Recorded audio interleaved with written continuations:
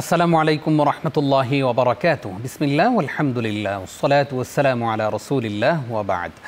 প্রিয় দর্শক, মাহে রমজানের এই বরকতপূর্ণ সময়ে আপনাদেরকে আন্তরিক মোবারকবাদ জানিয়ে শুরু করছি মজু নিবেদিত মাহে রমজানের ২৭ আমল। প্রতিদিন আমরা একটি একটি করে আমল শিখছি। আলহামদুলিল্লাহ, দেখতে দেখতে আমরা মাহে রমজানের একদম শেষ লগ্নে এসে পৌঁছেছি। আজকেও যথারীতি আমাদের আমন্ত্রণ গ্রহণ করে স্টুডিওতে এসেছেন আস-সুন্নাহ ফাউন্ডেশনের সম্মানিত চেয়ারম্যান শেখ আহমদুল্লাহ। আসসালামু আলাইকুম ওয়া রাহমাতুল্লাহি ওয়া বারাকাতুহু। ওয়া আলাইকুম আসসালাম ওয়া রাহমাতুল্লাহি ওয়া বারাকাতুহু। উস্তাদ কেমন আছেন? আল্লাহ শুকর, আলহামদুলিল্লাহ। আপনাকে আমাদের আজকের এপিসোডে স্বাগত জানাচ্ছি। ধন্যবাদ। শুরুতেই আপনার কাছে আজকে জানতে চাইব ফিতরা আদায় করা নিয়ে। ফিতরাটা আসলে কেন আমাদের আদায় করতে হয়? ধন্যবাদ আপনাকে। রমজানের একেবারে শেষের দিককার আমল, আমরা রমজানের শেষের দিকে চলে এসেছি। সেটি হলো ফিতরা আদায় করা, একেবারে স্পেশাল ফর রমাদান। এই আমলটি রমজানের জন্যই, বিশেষ অন্য সময়ের জন্য প্রযোজ্য নয়। সেটি হলো ফিতরা আদায় করা, বা যেটাকে আমরা হাদিসের ভাষা বলতে পারি জাকাতুল ফিতর বা সাদকায়ে ফিতর আদায় করা। আমরা সহজে বাংলা এক কথা বলি ফিতরা আদায় করা। এই ফিতরা বা সাদকাতুল ফিতর আদায় করার রহস্য বা কারণ হলো যে এর মাধ্যমে আল্লাহ রাব্বুল আলামিন আমাদের পুরো রমাদান জুড়ে আমাদের অনিচ্ছাকৃত যে সমস্ত ছোটোখাটো ভুল ত্রুটি হয়, রোজা রেখে অহেতুক অনর্থক যে সমস্ত ক্রিয়াকলাপ বা কথাবার্তা হয়ে যায়, সেগুলোর যে কারণে আমাদের রোজার মধ্যে কোয়ালিটিতে ঘাটতি দেখা দেয়, সেগুলো থেকে আমাদের রোজাকে রিফাইন করে দেয়। এই জন্য এই আমলটি আমাদেরকে দেওয়া হয়েছে। নবী সাল্লাল্লাহু আলাইহি সাল্লামের ভাষায় যদি বলি, তিনি বলেছেন যাকাতুল ফিতরি তুহরাতান লিল সাইমি আনিল লাগবি ওয়ার রাফাস ওয়া তুহমাতান লিল মাসাকিন।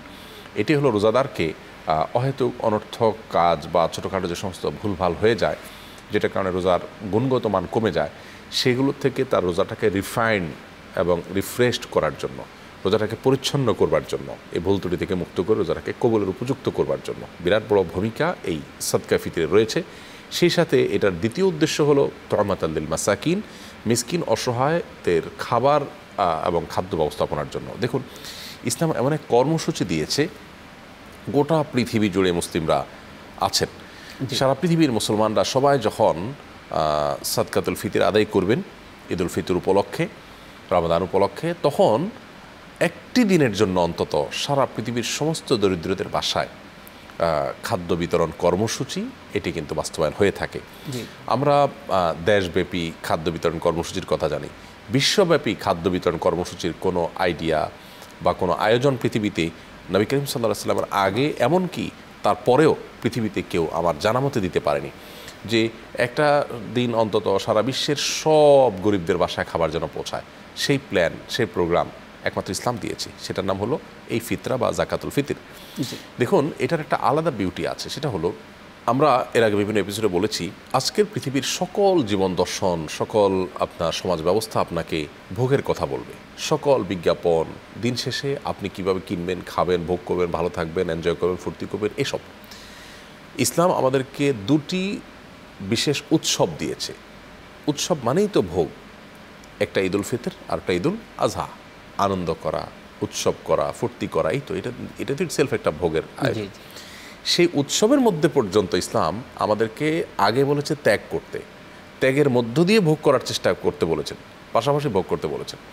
এই জন্য আপনি দেখবেন জাকাতুল ফিতর এই আয়োজনটা মূলত আমাদের ঈদুল ফিতরের আগে আদায় করতে হয়। তার মানে আমি যখন ঈদুল ফিতরের আনন্দ করতে যাব, আমি যেন গরিবের বাসায় খাবার পৌঁছে দিয়ে তার আনন্দটাকে নিশ্চিত করে, ত্যাগ করে তারপর আমি আনন্দ করি। ঠিক একইভাবে ঈদুল আজহাতেও নবী সাল্লাল্লাহু আলাইহি ওয়াসাল্লাম আমাদের শিক্ষা দিয়েছেন। কোরআনে আল্লাহ তাআলা আমাদেরকে বলেছেন ফাকুলু মিন হাওয়া তা'মাল কানি ওয়াল মু'তাররা, আমরা কোরবানির গোশত নিজেরা খাবো, অভাবীদের বাসায়ও পৌঁছে দেব। তাহলে দুইটাই আমাদেরকে দেওয়া হয়েছে মুসলমানদেরকে। সেই দুই ঈদেও কিন্তু আমাদেরকে ত্যাগের মাধ্যমে ভোগের শিক্ষা দেওয়া হয়েছে। এটা হলো ফিতরার একটা বিউটি বা একটা সৌন্দর্য বলতে পারেন, যে গরিবের বাসায় খাবার পৌঁছাও, তাদের হাসি নিশ্চিত করো, তারপর তুমি ঈদগাহে গিয়ে আনন্দ করো। জাযাকাল্লাহ খাইর। শেখ, আমরা জানতে চাই যে ফিতরা আসলে আমরা কি দিয়ে দিব, এবং পরিবারের পক্ষ থেকে স্বামী ফিতরা আদায় করে দিতে পারবে কিনা, সন্তান বাবা মায়ের পক্ষ থেকে ফিতরা আদায় করে দিতে পারবে? ধন্যবাদ। ফিতরা বিষয়টা হলো যে রমজানের শেষের দিকে এসে মূলত এটি দিতে হয়। অতএব চাঁদ রাত বা তার এক দুদিন আগেও দেওয়া যায়, সাহাবায়ে কেরাম একদিন আগেও দিয়েছেন। তো এটি হলো রমজানের রোজা রাখা হয়েছে, তারপর আমি গরিবের বাসায় খাবার পৌঁছে দিলাম। ফিতরাটা হলো খাবার পৌঁছানো। এখন খাবারের পরিমাণ কি, এটা নিয়ে মতপার্থক্য আছে কিছুটা আমাদের মধ্যে, স্কলারদের মধ্যে, যে এখানে ফিতরার অ্যাকচুয়াল পরিমাণটা কি। তো মতপার্থক্যের ক্ষেত্রে আমরা সবসময় যদি সতর্কতামূলক মতটাকে অগ্রাধিকার দিই, অর্থাৎ কেউ বলেছেন ধরুন 1 কেজির একটু বেশি বা একটু প্লাস মাইনাস, আবার কেউ বলেছেন না 1.5 কেজি বা তার সাথে একটু প্লাস মাইনাস, তো আমি একটু বেশিটা দিলাম, তাতে তুলনামূলকভাবে সতর্কতামূলক মতের উপর আমল হয়ে যায়।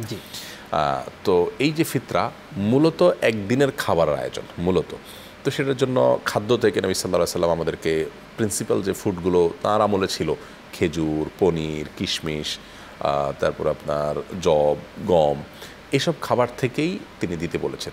তো এই সমস্ত খাবার থেকে ধরুন আপনার 1.5 কেজি বা 2 কেজি করে যদি আপনি পার হেড হিসাব করেন যে একজন মানুষের ফিতরা এটা দিলেন, তো সেক্ষেত্রে এটা আপনার পরিবারের যে কজন সদস্য আছে আপনার অধীনস্থ তাদের সবার তরফ থেকে আপনি দিবেন। এমনকি ছোটো ছোটো বাচ্চা থাকলে বাচ্চাদের তরফ থেকে বাবা দিবেন। প্রাপ্তবয়স্ক যদি হয়ে যায় সন্তানরা, তখন সেক্ষেত্রে তাদের দায়টা বাবার উপরে আসে না। তাহলে একজন পরিবারের কর্তা তিনি তার স্ত্রী, তার অধীনস্থ ছোটো বাচ্চাদের তরফ থেকে তিনি সবার পক্ষ থেকে একজনের তরফ থেকে একটা করে ফিতরা দিবেন।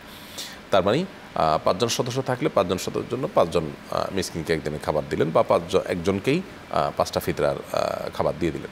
এখন খাবার দেবো না টাকা দেবো, এটা নিয়ে একটা মতপার্থক্য আছে।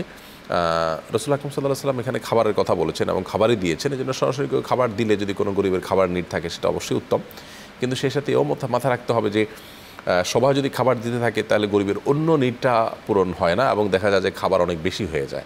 আমি মিডল ইস্টে দেখেছি যে চাউলের স্তূপ হয়ে যায় গরিবদের ঘরে, তখন তারা অল্প দামে সেগুলো বিক্রি করে ফেলে। তো সেক্ষেত্রে তাদেরকে যদি খাবারের টাকাও দিয়ে দেওয়া হয় তাতেও ফিতরা আদায় হয়ে যাবে ইনশাআল্লাহ। জাযাকাল্লাহ খাইর উস্তাদ, গুরুত্বপূর্ণ আমল শিখলাম আজকেও, কষ্ট করে সময় দেওয়ার জন্য আপনাকে ধন্যবাদ। আপনাকে। প্রিয় দর্শক, এতক্ষণ যারা আমাদের সঙ্গে ছিলেন আপনাদেরকেও ধন্যবাদ জানিয়ে শেষ করছি আজকের আয়োজন। আপনারা দেখছিলেন মজু নিবেদিত মাহে রমজানের 27 আমল। আল্লাহ রাব্বুল আলামিন আপনাদেরকে ভালো রাখুন, সুস্থ রাখুন। আসসালামু আলাইকুম ওয়া রাহমাতুল্লাহি ওয়া বারাকাতুহু।